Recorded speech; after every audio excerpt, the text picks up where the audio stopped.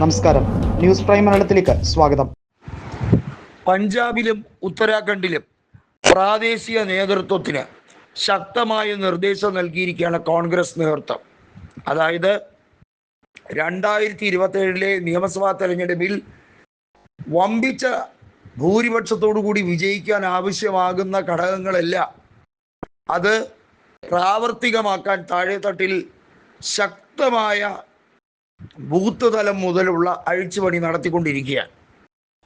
ഇനി കേവലം 6 മാസം മാത്രമാണ് അവശേഷിക്കുന്നത് നിയമസഭാ തെരഞ്ഞെടുപ്പിലേക്ക് പോകാൻ. 2027 തുടക്കത്തിലാണ് ഈ 2 പ്രദേശങ്ങൾ അടക്കം UP അടക്കമുള്ള 5 സംസ്ഥാനങ്ങളിലേക്കുള്ള വലിയ ഒരു തെരഞ്ഞെടുപ്പ് മാമാങ്കം നടക്കുന്നത്. നമുക്കറിയാം, കഴിഞ്ഞ നിയമസഭാ തെരഞ്ഞെടുപ്പിൽ ഉത്തരാഖണ്ഡ് കോൺഗ്രസിന് ലഭിക്കുമാറാകുന്ന സാഹചര്യം ഉണ്ടായിട്ട് നഷ്ടമായി. അവിടുത്തെ മുഖ്യമന്ത്രിയായ പുഷ്കർ സിംഗ് ധാമി തോറ്റുവെങ്കിലും ജനാധിപത്യത്തെ വെല്ലുവിളിച്ചുകൊണ്ട് അദ്ദേഹം വീണ്ടും മുഖ്യമന്ത്രിയാകുന്ന കാഴ്ചയാണ് നമ്മൾ കണ്ടത്.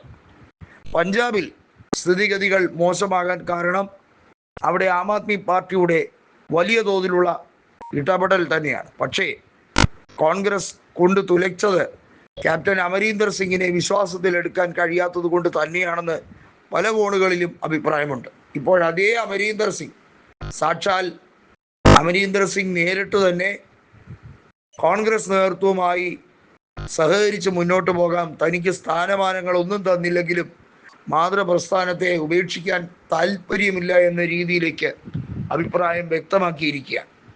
അപ്പോൾ ഈ 2 സംസ്ഥാനങ്ങൾ കൂടി അധികാരത്തിലേക്ക് വന്നാൽ കോൺഗ്രസ് അധികാരത്തിലിരിക്കുന്ന സംസ്ഥാനങ്ങളുടെ എണ്ണം വീണ്ടും വർദ്ധിച്ച് 1/2 ഡസനോളമാകും. ചുരുക്കി പറഞ്ഞാൽ ഇന്ത്യൻ നാഷണൽ കോൺഗ്രസ് വീണ്ടും പച്ച പിടിച്ച് വരുന്ന ഒരു സുവർണ കാഴ്ചയാണ് ഇന്ത്യയിൽ ഉടനീളം കണ്ടുകൊണ്ടിരിക്കുന്നത്. വടക്ക് കിഴക്കൻ മേഖലയിൽ പരിപൂർണമായി തൂത്തെറിയപ്പെട്ടു എന്ന് പറഞ്ഞ് BJP കളിയാക്കുമ്പോഴും സമസ്ത മേഖലകളിലും കോൺഗ്രസ് പ്രതിപക്ഷത്ത് തന്നെയുണ്ട്. ചില പ്രദേശങ്ങൾ എടുത്തു നോക്കുമ്പോൾ പ്രതിപക്ഷത്തുള്ള MLA-മാരുടെ എണ്ണം, അതായത് കോൺഗ്രസ് പാർട്ടി പ്രതിപക്ഷത്തുള്ള സംസ്ഥാനങ്ങളുടെ എണ്ണത്തിൽ BJP-യുമായി കേവലം നാമമാത്രമായ അന്തരമേ ഉള്ളൂ. ഉദാഹരണത്തിന് ഹരിയാനയുടെ കാര്യമായിരുന്നാലും, അതുപോലെ തന്നെ നിലവിൽ രാജസ്ഥാനിലെ കാര്യമായിരുന്നാലും, ഛത്തീസ്ഗഡിലെ കാര്യമായിരുന്നാലും ഇതൊക്കെ തന്നെയാണ് സ്ഥിതി. രാജസ്ഥാനിലും ഹരിയാനയിലുമൊക്കെ എങ്ങനെയാണ് കോൺഗ്രസിനെ മറികടന്ന് BJP അധികാരത്തിലെത്തിയതെന്ന് നമുക്ക് എല്ലാവർക്കും അറിയാം. കേവലം നാമമാത്രമായ വോട്ട് ഷെയറിന്റെ വ്യത്യാസത്തിൽ അധികാരത്തിലെത്തിയ സംസ്ഥാനങ്ങളാണ് കാവിക്കോട്ടകളെന്ന് BJP നേതൃത്വം സൈബർ പോരാളികളുടെ പിന്തുണയോടെ പ്രചരിപ്പിക്കാൻ ശ്രമിക്കുന്നത്. ഇത് തെറ്റായ പ്രചരണമാണ് എന്ന് മാത്രമല്ല, ജനങ്ങളെ വിഡ്ഢിവേഷം കെട്ടിക്കാൻ വേണ്ടിയുള്ള ശ്രമമാണ്. ജനങ്ങളാരും പമ്പര വിഡ്ഢികളല്ല, യാഥാർത്ഥ്യം മനസ്സിലാക്കി തന്നെയാണ് അവർ പെരുമാറുന്നത്.